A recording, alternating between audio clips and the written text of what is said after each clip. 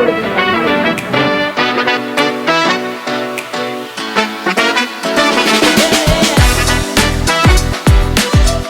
சங்கரோட game changer இப்போ தான் பார்த்து முடித்தோம்.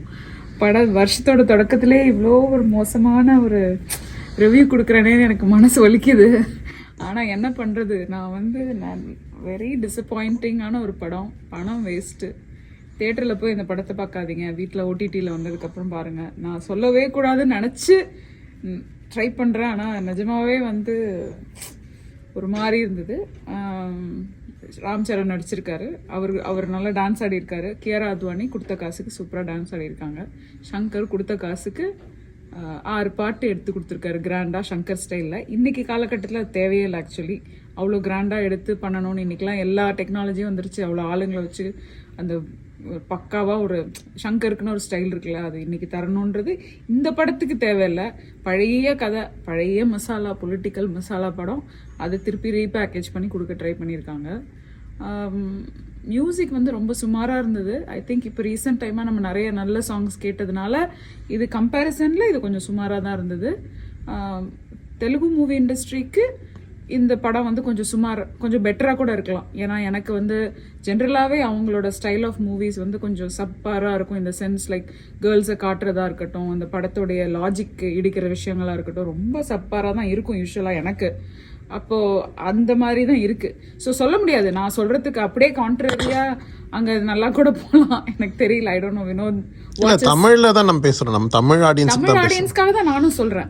நம்ம படம் செலவு பண்ணி நம்ம தமிழ்நாட்டுல போய் படம் பார்க்கணும் போது இல்ல, இது எப்படி இருக்குன்னா ஒரு 90sலாம் ஒரு தெலுங்கு படம் டப் பண்ணி வந்தா எப்படி இருக்குமோ, இல்ல ஏன்னா மற்ற படங்கள் வரும்போது அப்படி தோணல.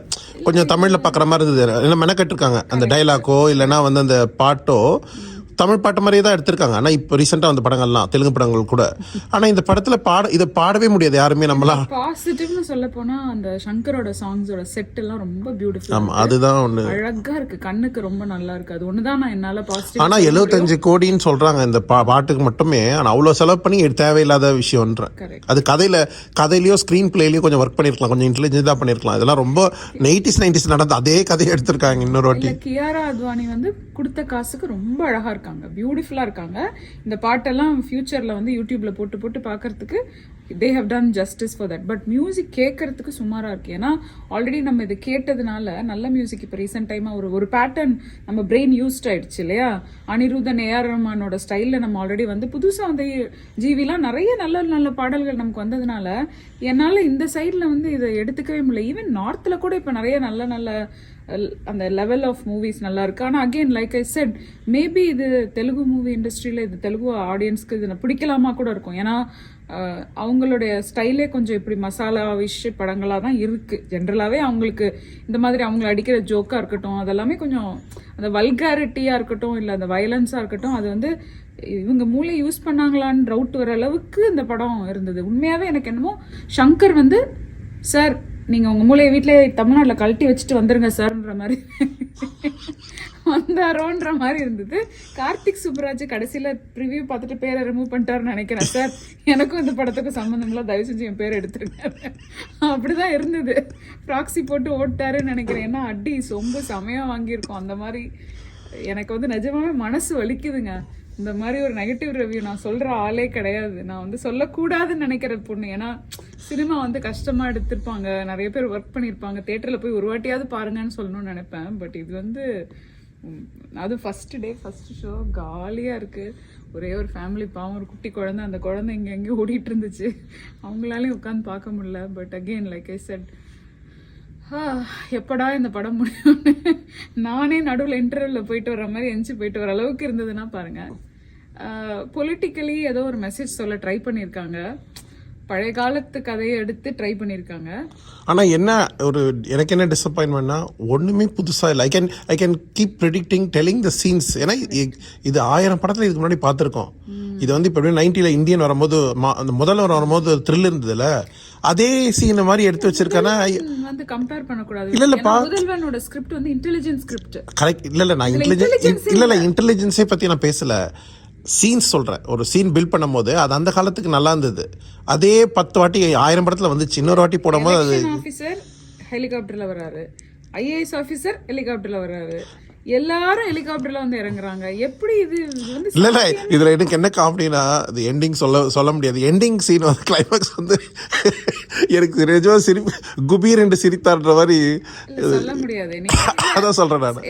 எஸ்டி சூர்யா ரொம்ப நல்லா நடிச்சிருக்காரு, காமிக்கலா நடிச்சிருக்காரு, ரொம்ப நல்லா நடிச்சிருக்காரு. ஜெயராமும் ரொம்ப காமிக்கலா. ஆனா ஜெயராம் வந்து எனக்கு தெரிஞ்சு வேற நல்ல பர்ஃபார்மரா யூஸ் பண்ணிருக்கலாம். அது ஃபன்னியா இல்லையே, என்னதானே.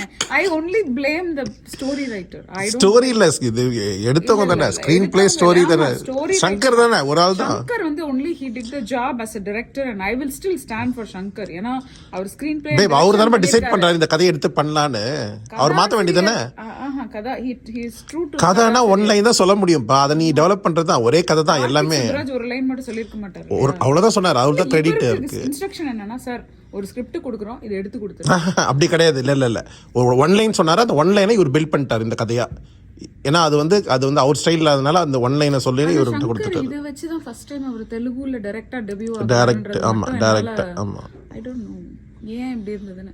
இந்த படம் எப்படி இருக்கு, இந்தியன் 2வையும் பிரின்ஸையும் நல்ல படமா ஆக்கிட்டாங்க. அதுதான் எனக்கு சொல்ல வேண்டிய. சைத்து வாயில இந்த கேக்கும்போது சரி நான் என்ன சொல்றேன், எனக்கு புரியல. எனக்கு ஆனஸ்டா புரியுது. இல்ல அவர் ஒரு லெஜெண்ட். இல்ல அவருடைய லெஜெண்டரிக்கு இப்படி படம்லாம் அவர் எடுக்கு. ஃபர்ஸ்ட் ஆஃப் ஆல் அவர் இன்னும் இப்போ லேட்டஸ்டா வரவங்கலாம் எப்படி எடுக்கிறாங்க, அதை ஏன் அவர் இன்னும் அதே ஸ்டைல்லே இருக்காருன்னு தெரியல. அதை மறந்துட்டு அவர் இப்போ இல்ல ஃபர்ஸ்ட் யதார்த்தத்திலே ஒட்டலையே இந்த கதை. அதுதானே. அப்புறம் அந்த ராம்சரண் வாயில என்ன பிரச்சனை? அவன் ஏதோ ஒரு போட்டாக்ஸ் பண்ணிருக்கானா, என்ன பண்ணிருக்கான்? வாய் ஏன் அப்படி இருக்கு? அதுக்கு வேற டைட் வச்சுக்கிட்டே இருக்காங்க. அவ ஸ்டாமரிங்கே வந்து ஒரு நாக்கில் எதையோ தடவி ட்ரை பண்றாங்க சரி பண்ண. அதாவது இது ஐ டோன்ட் நோ. இது வந்து சோ மெனி லெவல்ஸ்ல இந்த ஸ்டோரியில வந்து டிஸ்கனெக்ட் இருக்கு. அங்கங்க ஏதோ பண்ணணுமேன்னு இருக்கு. தேவையே இல்லாம பணம் செலவு பண்ணியிருக்காங்க, தேவையே இல்லாம கூட்டம், தேவையே இல்லாம விஷயங்கள். இந்த மாதிரி ஒரு இவ்வளோ இப்பெல்லாம் இருக்கிற டெக்னாலஜிக்கு இவ்வளோ பேர்லாம் தேவையே இல்லைங்க. கொஞ்சம் பேர் எடுத்து அப்படியே கட் காப்பி பேஸ்ட் பண்ணி you can do anything. Now everything is available. AI கிட்ட சொன்னா அது அழகா பண்ணி சங்கர் படத்தை எடுத்து கொடுத்துருன்னு நினைக்கிறேன். அந்த மாதிரி somehow I don't no. But good thing அவங்க ரொம்ப இதை ப்ரொமோட் பண்ணலான்னு நான் நினைக்கிறேன். ரொம்ப ஓவரா போய் எங்கள் படத்தை பாருன்னு தமிழ்நாட்டில் இது வரைக்கும் யாரும் இன்டர்வியூ கொடுக்கல. அதனால ஓகே, இதையும் கொடுத்து இன்டர்வியூவும் கொடுத்து நான் வந்திருந்தேன்னா எனக்கு ஹார்ட் அட்டாக்கே வந்திருக்கும். என்னால் தாங்கவே முடியல. மனவேதனையுடன் சொல்கிறேன், இந்த படம் வந்து பணம் வேஸ்ட் பண்ணாதீங்க. It's a waste of money. ஓடிடியில் வந்ததுக்கப்புறம் டைம் பாஸ் ஆகும்ல, வேறு வழியே இல்லை. ஏதாவது படம் பார்க்கணுன்னு இருக்கும் ஃப்ரைடே நைட்டு, அன்னைக்கு போட்டு பாருங்கள். இன்னொரு மூவி ரிவ்யூவில் உங்களுக்கு மீட் பண்ணுறேன். பை.